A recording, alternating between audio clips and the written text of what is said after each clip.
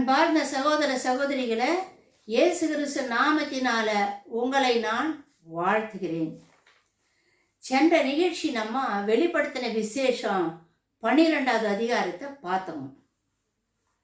வானத்துல ஸ்திரீ இருந்தால், அவ ஆடையாய் சூரியனை ஆடையாய் அணிந்திருந்தாள் அப்படின்ற செய்தியை சென்ற நிகழ்ச்சியில நம்ம பார்த்தோம். இப்போ 12வது அதிகாரம் 3வது வசனம் 4வது வசனமும் இன்னொரு அடையாளம் வானத்துல தோன்றுதுமா. அது என்ன அடையாளம், அதனுடைய அர்த்தங்கள் எல்லாம் என்ன, எதை குறிப்பிட்டு சொல்லுது அப்படின்ற விஷயத்தை இப்ப நம்ம பார்க்கலாங்க. முதல்ல நம்ம வசனத்தை வாசிடலாம். அப்பொழுது வேறொரு அடையாளம் வானத்தில் காணப்பட்டது. 7 தலைகளையும் 10 கொம்புகளையும் தன் தலைகளின் மேல் 7 முடிகளையும் உடைய சிவப்பான பெரிய வலு சர்ப்பம் இருந்தது. அதன் வால் வானத்தின் நட்சத்திரங்களில் 1/3 பங்கை இழுத்து அவைகளை பூமியில் விழத்தள்ளிற்று அப்படின்னு வசனத்துல எழுதியிருக்குதுங்க. வானத்துல தோன்றும் இது 2வது அடையாளம். சிவப்பான பெரிய வலு சர்ப்பம், பெரிய வலு சர்ப்பம் அப்படின்னு சொல்லுதுங்க. அதாவது வெளிப்படுத்தின விசேஷம் 12வது அதிகாரம் 9வது வசனம் என்ன சொல்லுதுன்னா, படி பழைய பாம்பு என்றும் பிசாசு என்றும் அழைக்கப்படும் சாத்தானுடைய உருவக வெளிப்பாடு தான் என்பது நமக்கு நன்றாக தெரியும். பெரிய வலு சர்ப்பம் அப்படின்னாவே அது சாத்தானை குறிக்கிற ஒரு அடையாளம் தான் அப்படின்றது நம்மளுக்கு நல்லாவே தெரியுமா. ஆனா அதனுடைய நிறம் சிவப்பு, சிவப்பான வலு சர்ப்பம் அப்படின்னு எழுதியிருக்குதுங்க. அப்ப அந்த சிவப்பு அப்படின்றதுக்கு என்ன அர்த்தம், அதாவது சிவப்பு இரத்தத்தின் நிறம். சிவப்பு இரத்தத்தின் நிறம், இரத்தத்தை அடையாளப்படுத்துதுங்க. யோவான் எழுதின சுவிசேஷம் 8வது அதிகாரம் 44வது வசனம் என்ன சொல்லுதுன்னா, அவன் ஆதியில இருந்து மனுஷ கொலைபாதகனாக இருந்தான் என்று வசனம் கூறுகிறது. ஆதியிலே ஆரம்பத்திலிருந்து அவன் ஒரு கொலைக்காரன் தான். அவன் கொலை செய்யற ஒரு கொலையாளி அவன் அப்படின்னு வசனம் சொல்லுதுங்க. அவனு கொலை செஞ்சாத்தானே ரத்தம் சிந்தப்படும். அப்போ இந்த சிவப்பான வலு சர்ப்பம் கொலையின் ஆவி, கொலை செய்யற ஆவி. அதாவது இவனுடைய வேலையை கொலை செய்த மனித ரத்தத்தை சிந்தறது தான் இவனுடைய வேலை.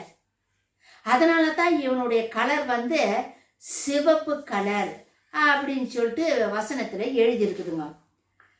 அவனுக்கு 7 தலைகளும் 10 கொம்புகளும் உண்டு. அந்த தலைகளில் 7 முடிகள், அதாவது கிரவுன்னாக்கா கிரீடம். ராஜாக்கள் எல்லாம் தலையில அணிஞ்சுக்கிட்டு இருக்கிறாங்க பாத்தீங்களா, தலையில கிரீடம் வச்சுட்டு இருக்கிறாங்களே, அந்த மாதிரி கிரீடம் 7 தலை இருக்குதான். அந்த 7 தலை மேல ஒரு தலை மேல ஒரு கிரீடம் இருக்குதான். 7 கிரீடத்தை இவன் சூடி நிற்கிறானா, இவன் தலை மேல அப்படி இருக்குதான். இவைகள், அதாவது 7 முடிகள் என்பது சாத்தானுடைய உலக ஆளுகையின் அகிலாண்டத்துவ அடையாள சின்னங்களாய் உள்ளன. அகிலாண்ட உலகத்தின் அடையாள சின்னங்கள், இந்த உலகத்தை ஆளுகை செய்கிற சாத்தானுடைய சின்னமா. இப்ப ராஜாக்கள் இந்த பூமியை அரசர்கள் ஆளுகை செய்யறாங்க, அவங்களுக்கு அதிகாரம் இருக்குது, தலையில கிரீடத்தை வச்சு அதிகாரம் இருக்குது. ராஜா எல்லா குடிகளுக்கும் தலைவர் அப்படின்ற அர்த்தமா. இவன் இந்த பூமியில அந்த மாதிரி ஒரு ராஜா போல இந்த பூமியை ஆளுகை செய்யறானா. 7 விதமான அமைப்புகளில இவன் வேலை செய்யறான். 7 விதமான அமைப்புகளுக்கு இவன் ராஜாவாய் இருக்கிறான். 7 விதமான வல்லமைகள் இவனுக்கு இருக்குது. அந்த 7 விதமான வல்லமைகளை கொண்டுதான் அதை அடையாளப்படுத்துறதுக்குத்தான் தலையில கிரீடத்தை வச்சிருக்கிறான். 7 தலை இருக்குது. அந்த 7 தலை மேல ஒரு தலை மேல ஒரு கிரீடம், முடினா கிரவுனு, கிரீடம் இருக்குது அப்படின்ற அர்த்தமா. 7 விதமான அம்சங்களிலான முழுமையோடு அவனது வல்லமையை வெளிப்படுத்தி காட்டுபவைகள் ஆகும்.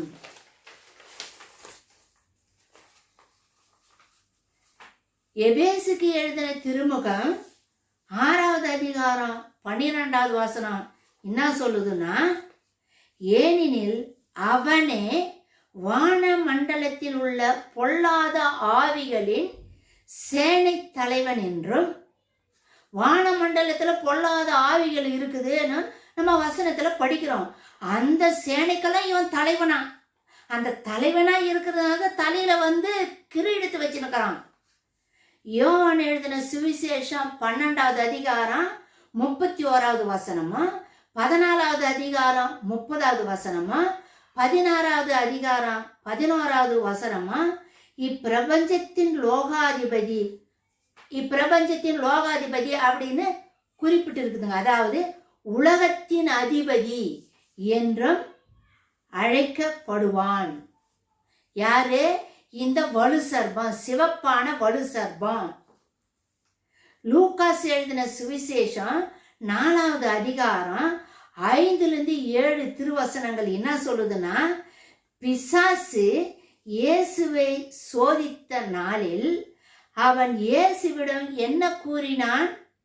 இவ்வுலக ராஜ்யங்களையும் அவைகளின் மகிமை அனைத்தையும் காண்பித்து, அவைகள் என்னிடம் ஒப்படைக்கப்பட்டுள்ளது என்று அவன் உரிமை கொண்டாடலை இயேசு புறக்கணித்து பிசாசிடம் எதிர்வாதம் பண்ணவில்லை.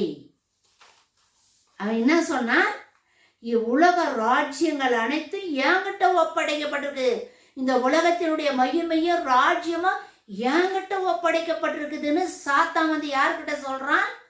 நம்ம ஆண்டவராகி இயேசு கிறிஸ்து கிட்ட சொல்றான். எங்க சோதிக்கப்படும் பொழுது அவனது 7 தலைகளும் அப்படின்னா இவ்வுலக ராஜ்யங்களையும், இந்த உலகத்தின் அதிபதி, இந்த உலகத்தை ஆளுகை செய்கிறவன், ராஜா தான் ஆளுகை செய்கிறாங்க. இவன் ஆளுகை செய்யறதுனால தான் இவனுக்கு 7 தலை இருக்குது, 7 கிரீடம் இருக்குது அப்படின்னு சொல்றாங்க. அவனது 7 தலைகளும் 7 முடிகளும் 10 கொம்புகளும் இருந்தன என்று கூறப்பட்டுள்ளது. 7 தலைகளும் 7 முடிகள் என்பது சாத்தானின் முழு வல்லமையை குறிக்கும். அந்த 7 தலை அப்படின்னு சொல்றோம் பத்தியா, அந்த 7 தலை அப்படின்னு, தலைன்னா லீடர், தலைவர் அப்படின்ற அர்த்தம். 7 தலையாயவன் அப்படின்னா 7 விதமான வல்லமைகள். 7ன்னா முழுமைன்ற அர்த்தமா. நம்ம தேவனுக்கு கூட, கடவுள் கூட 7 நம்பர் வருதுங்க. அப்படின்னாக்கா முழுமை அப்படின்ற அர்த்தம், பரிபூரணம் அப்படின்ற அர்த்தமா. இங்க சாத்தானுக்கு 7 தலைகள் இருக்குது அப்படின்னா அவனுடைய முழுமையான வல்லமையை குறிக்கிற அடையாளமா. அவனுடைய முழு வல்லமை, முழு பலத்தை குறிக்கிற அடையாளம் தான் அந்த 7 தலைகளும் 7 முடிகளும். 10 கொம்பு என்பது 10 அரசரை குறிக்கும். 10 கொம்பு ஆளுகை செய்யுது. ராஜா கையில தான் அந்த செங்கோல், கோல் இருக்கும். ஆளுகை செய்கிறவங்க கிட்ட அந்த செங்கோல் ராஜாக்கள் கிட்ட இருக்கும். அப்போ 10 கொம்பு இவங்கிட்ட இருக்குது. தலையில 10 கொம்பு இருக்குதான். அப்படின்னா 10 ராஜாக்களுடைய வல்லமையை பெற்றவனாயவன். 10 ராஜாக்கள் சேர்ந்தா எவ்வளவு வல்லமை இருக்குமோ அவ்வளோ வல்லமையை பெற்றவனாயவன். அந்த 10 கொம்புகள் அப்படின்னு சொல்றது இதே 7 தலை 7 முடிகள் 10 கொம்புகள் அப்படின்னு 12வது அதிகாரத்தில் 3வது 4வது வசனத்தை நம்ம பார்க்குறோம். இதே 7 தலை 7 கிரீடம் 7 தலை 7 முடி 7 தலை 10 கொம்புகள் 10 முடி அப்படின்னு 13வது அதிகாரத்தில் எழுதியிருக்கு. அங்க 13வது அதிகாரத்துல மிருகம் அப்படின்னு எழுதப்பட்டிருக்குது. இங்க மிருகம் இல்லைங்க. 12வது அதிகாரத்துல வலு சர்பம், அதாவது சாத்தான், பழைய பாம்பாகிய பிசாசு, லூசி பிசாசு தான் இந்த 7 தலை உடையது. ஆனா 13வது அதிகாரத்துல வர்றது அங்க மிருகமாக சித்தரித்து காட்டப்படுதுங்க. அந்த மிருகத்துக்கு அடையாளம் என்னன்றத பின்னாடி வர வசனங்கள்ல வருதுங்க. அதை நம்ம தெளிவா பார்க்கலாங்க. சாத்தானுக்கு 7 தலைகள் 7 முடிகள் இருந்தது. மிருகத்துக்கு 7 தலைகளும் 10 கொம்பு 10 கொம்பு. இந்த 10 கொம்பில் 10 முடிகள் உள்ளதாக கூறப்பட்டுள்ளது. இது இந்த பூமியில் உள்ள 10 தேச தலைவர்களை குறிப்பிடுவதாகும். அதாவது 13வது அதிகாரத்தில் வர மிருகம்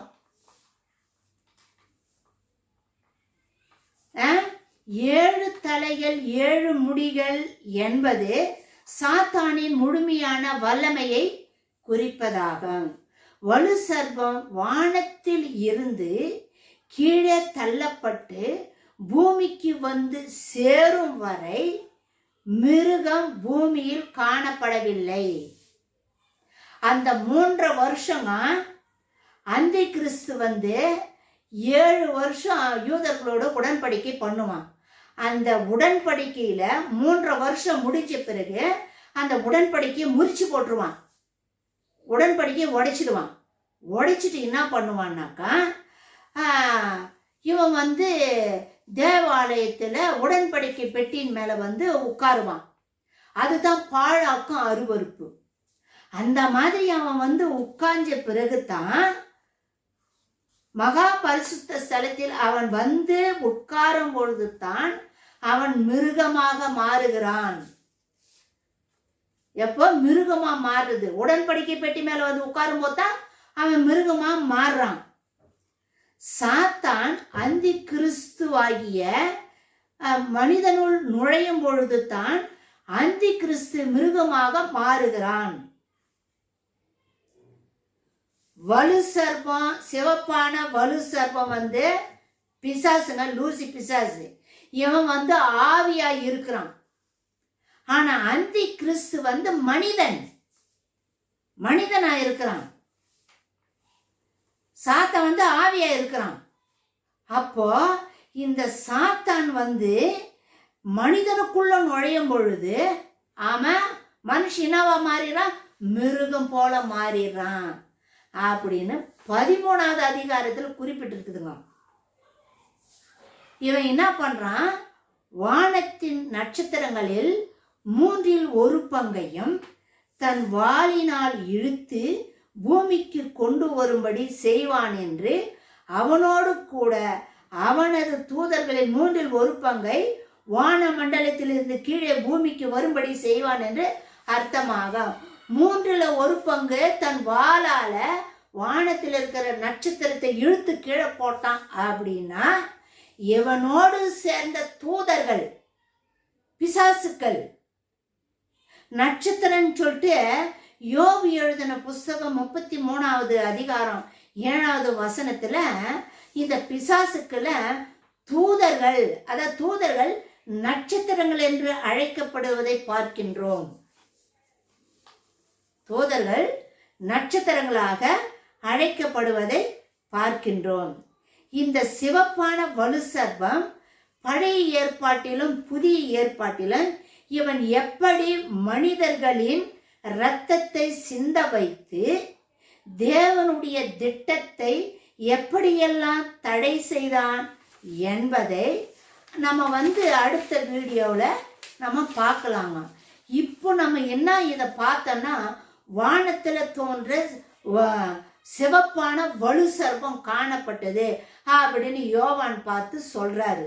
சிவப்பு ரத்தத்தை குறிக்கிற அடையாளம்.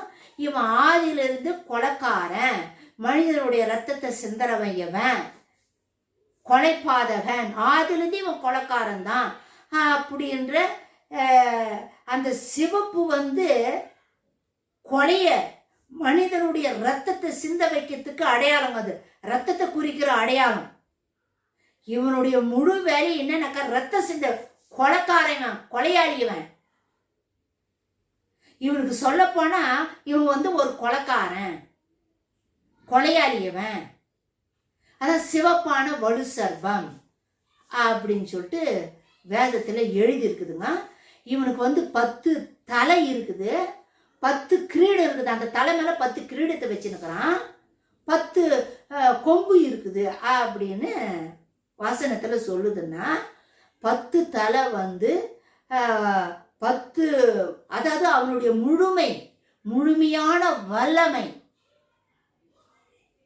அவனுடைய முழு வல்லமையை குறிக்கத்தான் 7 தலைகள் அப்படின்ற அர்த்தமும். 7 முடிகள் அப்படின்னா 7 ராஜாக்கள். 7 ராஜாக்கள் எப்படி தலை மேல அந்த கிரீடத்தை வச்சிட்டு இருக்கிறாங்களோ அது போல இவன் தலையில 7 தலைக்கு தான் அந்த ஒரு தலையிலும் ஒரு கிரீடம் இருக்குது. அப்படின்னா இந்த உலகத்தை ஆளுகை செய்கிற ஒரு ராஜா இவன், இப்பிரபஞ்சத்தின் அந்தகார லோகாதிபதி, வான மண்டலத்தில் திரிகிற பொல்லாத ஆவிகளுக்கு தலைவன் அப்படின்ற அர்த்தமும். இப்ப இவன் இந்த சிவப்பான வலு சர்ப்பம் அப்படின்றத பத்தி நம்ம பார்த்தோம். இவன் எப்படி பழைய ஏற்பாட்டுல எப்படி மனிதர்களுடைய ரத்தத்தை சிந்த வச்சுட்டு வந்தான், புதிய ஏற்பாட்டுல எப்படி மனிதர்களுடைய ரத்தத்தை சிந்த வச்சுட்டு வந்தான் அப்படின்ற நிகழ்ச்சிய நம்ம அடுத்த வீடியோவில் பார்க்கலாமா. லைக் பண்ணுங்க, சப்ஸ்கிரைப் பண்ணுங்க, கமெண்ட்ஸ் பண்ணுங்க. மாரநாதா.